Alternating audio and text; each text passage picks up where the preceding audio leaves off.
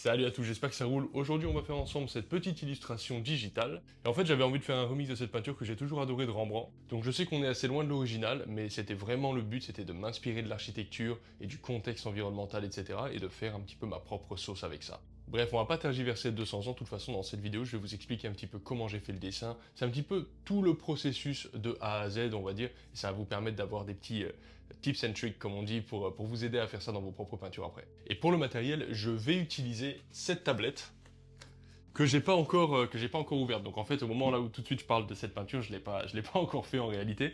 Mais justement, c'est ça qui est marrant aussi. On va utiliser la tablette de XP Pen qui viennent de m'envoyer en fait. J'avais besoin d'une tablette un petit peu plus compacte pour pouvoir me balader parce que les 24 pouces elles sont vraiment énormes et je peux vraiment pas me balader avec. Et là, du coup, je leur ai demandé une tablette du même acabit, de la même qualité, en 16 pouces et je pense que c'est vraiment un bon format en fait parce que c'est quand même portatif et en même temps c'est quand même beaucoup plus grand qu'un petit écran d'ordinateur ou qu'un iPad, etc.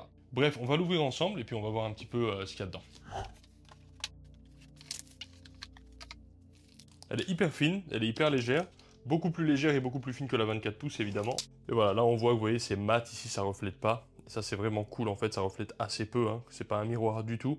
Et ça permet en fait d'avoir une texture super feutrée quand on dessine, ça change tout. Donc derrière on a des petits pieds, des petites pattes, histoire de pouvoir l'incliner. Mais du coup ça permet pas une inclinaison très importante. Mais bon voilà, ça a l'air quand même pas mal. Ensuite on a la boîte à stylets, dedans il y a donc un stylet qui est vraiment top parce qu'en fait si vous voulez, là il y a la gomme intégrée, ça c'est assez génial d'avoir la gomme derrière le stylet. C'est exactement le même que celui que j'ai sur la 24 pouces. Et dedans il y a plusieurs petites nips comme on dit. Il y en a en plastique un peu dur et il y en a en feutre et ceux-là ils sont trop bien parce qu'ils donnent vraiment une texture. Sur la tablette 24 pouces, j'avais deux stylets, il y en avait un plus fin aussi, mais pour être honnête, je me sers que de celui-ci parce qu'à la gomme, c'est beaucoup plus pratique. Et en plus, on a les petits kikis en feutre là, et moi je me sers que de ceux-là, je trouve que c'est vraiment trop bien. Donc finalement, l'autre stylet, le second stylet, en vrai, je m'en sers pas.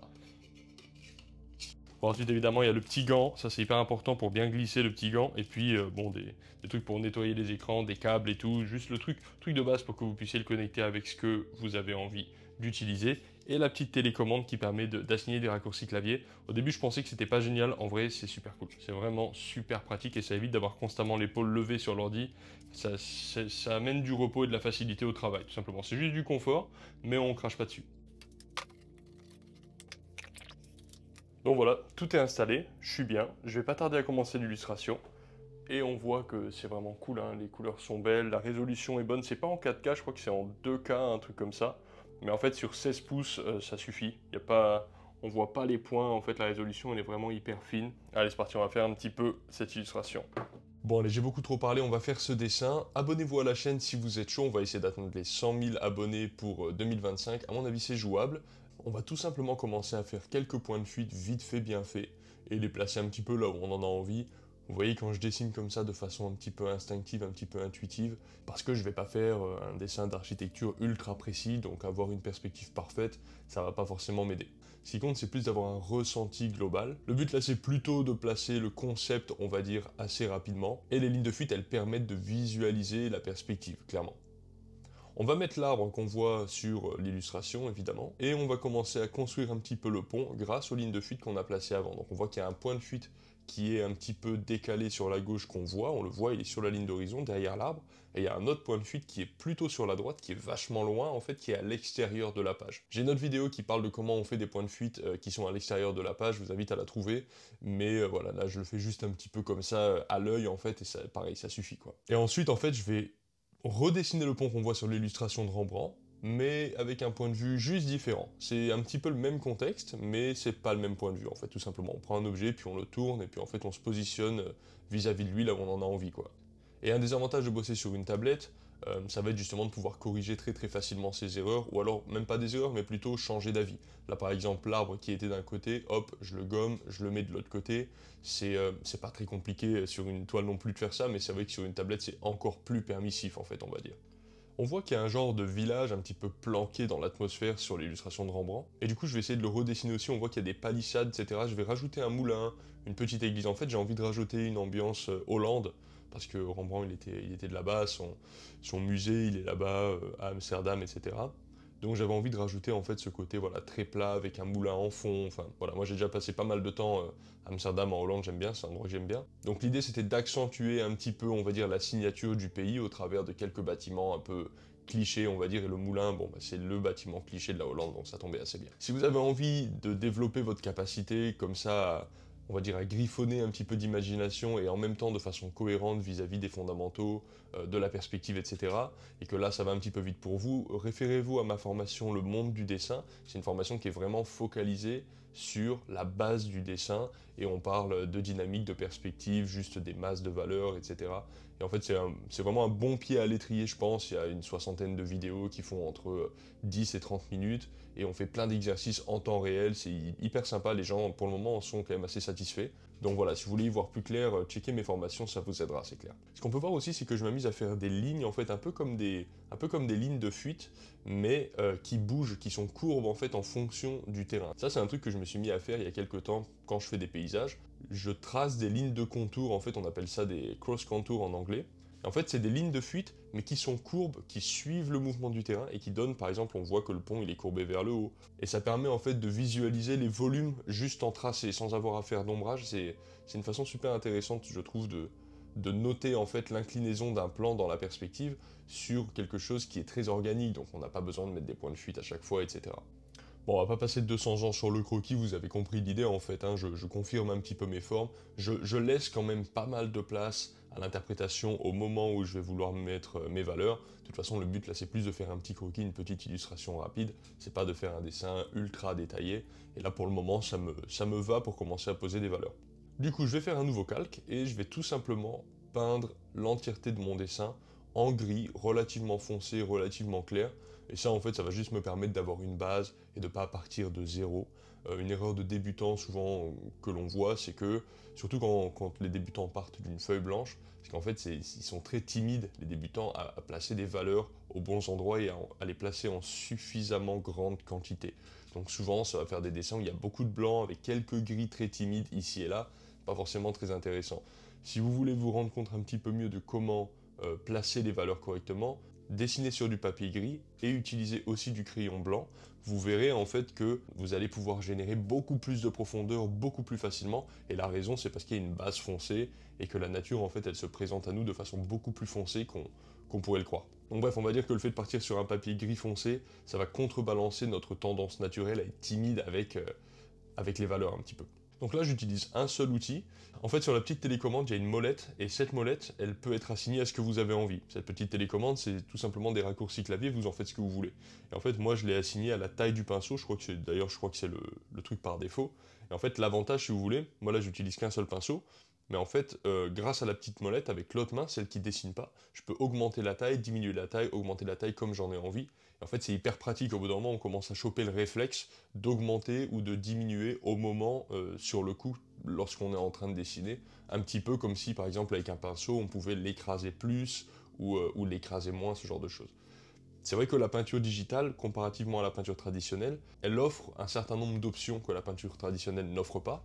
Tout simplement le fait de pouvoir essayer quelque chose, de supprimer, etc. Ça c'est unique à la peinture digitale. En contrepartie, il y a aussi des choses qu'on ne peut pas faire. Par exemple, un vrai pinceau physique, c'est extrêmement maniable. Il y a beaucoup de formes qu'on peut faire avec un pinceau plat, par exemple, selon comment on l'écrase, selon si on le frotte, selon si on le touche, etc.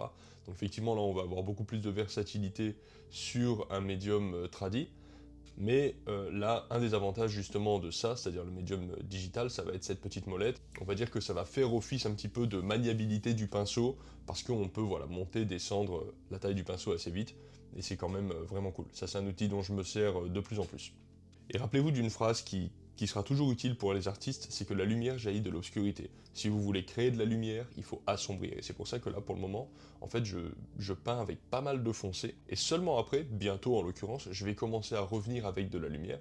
Et c'est grâce à ce foncé qui entoure la lumière que la lumière paraît lumineuse. Parce que lorsque vous prenez par exemple une feuille d'imprimante blanche, elle paraît pas lumineuse. C'est juste une feuille blanche sur laquelle il n'y a rien pour le moment. Si vous avez envie de faire un dessin qui paraît être lumineux, il va falloir faire beaucoup de foncé autour de ce point de lumière, de sorte à ce que par contraste, le blanc de la feuille paraisse comme étant de la lumière.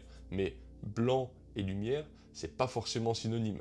Ce qui crée la lumière, c'est le contraste, c'est pas le blanc. Donc là, c'est exactement pareil, je commence à peindre de façon assez foncée, pour ensuite faire jaillir la lumière, et c'est par ce contraste que je peux créer voilà, cet effet assez fort et assez facilement. Et c'est exactement pour cette raison que dessiner sur du papier gris avec un crayon blanc, ça va vous permettre d'avoir une lumière puissante très vite en fait. Donc voilà, essayez ça, vous allez voir, c'est hyper efficace. Au niveau de la résolution, la XP Pen 24 pouces que j'ai, elle est en 4K, donc c'est vraiment cool parce que en 24 pouces, 4K c'est sympa parce que sinon la tablette elle est vraiment très grande et du coup ça permet de pas voir les pixels malgré la taille de la tablette. Là, celle-ci qui est en 16 pouces, elle n'est pas en 4K, je crois qu'elle est en 2K ou en 2.5K, je me rappelle pas. Mais en fait, la résolution, elle est pareille. C'est la même chose parce que vu que la tablette est beaucoup plus petite, la taille des points compte pas vraiment.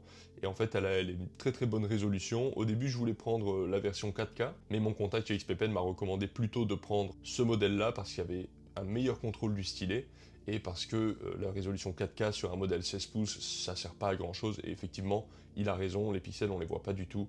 Et franchement, j'ai une bonne vue, donc si on les voyait, je les verrais sans problème. Donc là, en fait, j'ai placé des lumières sur le point focal, c'est-à-dire l'arbre, un peu le village, etc. Et petit à petit, je reprends du foncé et je retourne en fait foncer certaines zones. C'est vraiment une conversation, le dessin ou la peinture, hein, c'est pareil, entre le foncé et le clair. Et en fait, il faut y aller progressivement. Ça sert à rien de vouloir faire, par exemple, un petit carré de la peinture parfaitement, puis passer au petit carré suivant, etc.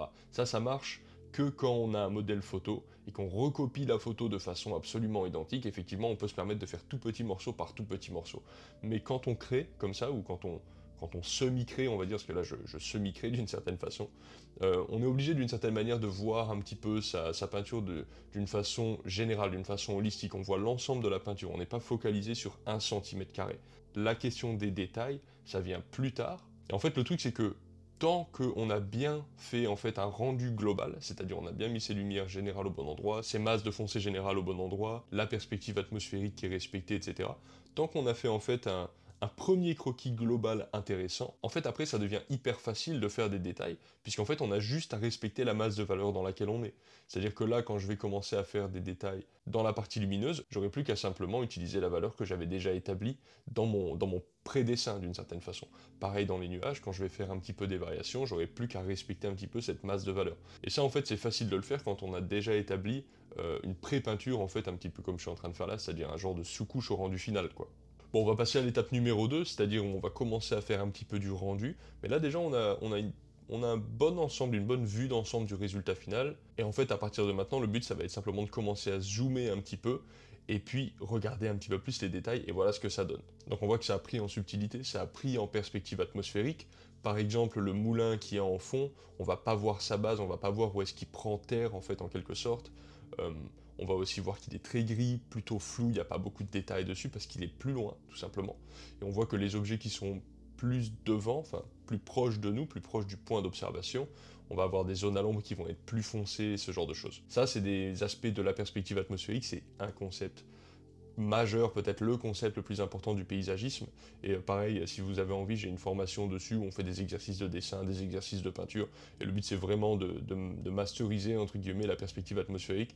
C'est pas un concept qui est très compliqué. Franchement, la perspective atmosphérique, ça se comprend assez facilement et de façon assez intuitive parce qu'on l'observe tous les jours. Mais le maîtriser, le comprendre un petit peu d'un point de vue théorique, c'est vraiment quelque chose de clé, surtout dans le paysagisme, mais pas seulement. On peut voir aussi la perspective atmosphérique qui est installée sur la flèche de l'église qui est en fond, etc. En fait, c'est tout simplement les particules qu'il y a dans l'atmosphère et comment on va les faire plus ou moins charger, et dans quelle mesure ça va affecter notre perception des objets au fur et à mesure qui sont loin de nous en fait. Plus il y a de particules entre nous et l'objet, et plus l'objet il va être un petit peu plus flou, un petit peu moins détaillé, plus clair, plus bleuté. Là c'est pas bleuté parce que c'est en noir et blanc, mais dans les valeurs il y a une chute vers le gris clair en fait. C'est un peu ça l'idée. J'avais bien envie en fait de faire en premier plan pour resserrer le point focal. En fait, le point focal c'est là où il va y avoir les contrastes les plus importants, donc les variations foncées, claires, les plus denses avec le plus de détails, etc. Donc pour resserrer le point focal, je vais faire en fait en tout premier plan, là où il y a le personnage, en fait lui il est dans l'ombre, et il est dans l'ombre portée des arbres qu'on ne voit pas, qui sont en bas à gauche du cadre en fait. Ces arbres-là, ils poussent une ombre portée à moitié sur le pont, et, euh, et en fait ça met le personnage dans l'ombre et ça permet en fait à la lumière de se resserrer sur le centre. On va rajouter un peu de lumière parce que vous savez que moi j'aime bien les rayons de lumière. Ça c'est assez facile, hein, il suffit de prendre du blanc un peu en transparence et puis tout simplement de rajouter des traits flous dans le ciel et pof, voilà, on a des rayons de lumière, c'est quelque chose d'assez simple. Quand on est sur une peinture traditionnelle, c'est un peu plus technique parce que la transparence, ça peut toujours se foirer un petit peu et puis bon, voilà, on prend un peu plus de risques quand on fait ce genre de truc. Mais là, sur une peinture digitale, surtout en noir et blanc, c'est vraiment super simple, quoi. Voilà, j'espère que c'était cool. Checkez les liens XP Pen, c'est vraiment un super matos. Je vous dis ça en toute honnêteté. Et puis à la prochaine, dessinez comme des fous, peignez comme des malades et à plus, ciao.